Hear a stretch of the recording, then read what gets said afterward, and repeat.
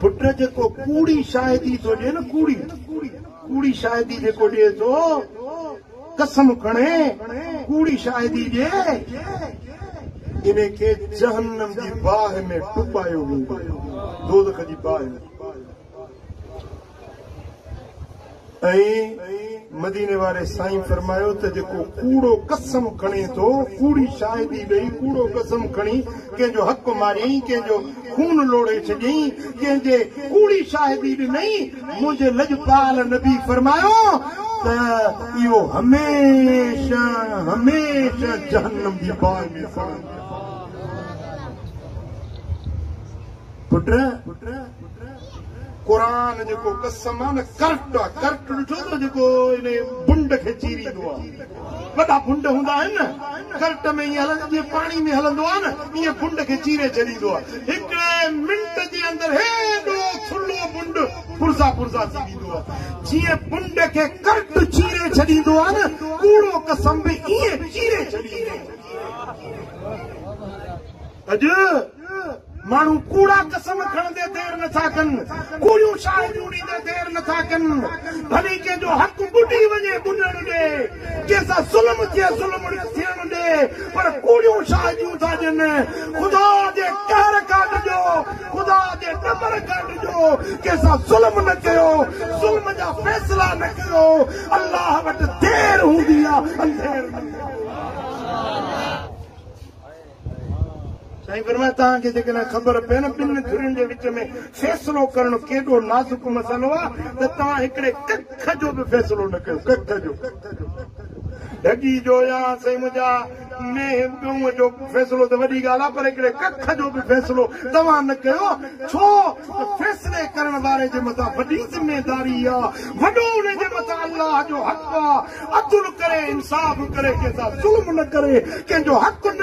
मारे कंहिंसां नाजाइज़ी बेवाजिबी न इंसाफ़ी न करे अल्लाह वटि पुछाणो सख़्त अॼु कूड़ ॻाल्हाए कूड़ी शायदी ॾेई पर हक़ खाई वियो मिसाल गेहूं जो मसइलो आहे गेहूं खाई वे घणा ॾींहं खाईंदे पंज जिरेब ज़मीन खां कूड़ो कसम खणी फबाई तूं त मरी वेंदे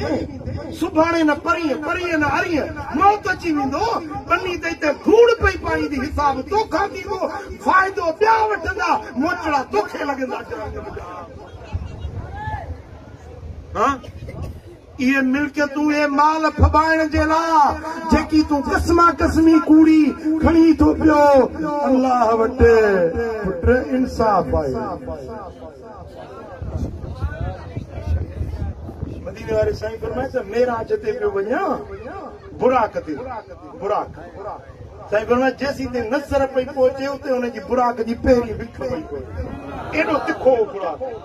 जिते नज़र पहुचे उते पहिरीं विख पियो रखे सुभान अल्लाह साईं फरमाए त एॾो तेज़ रफ़्तार बुराक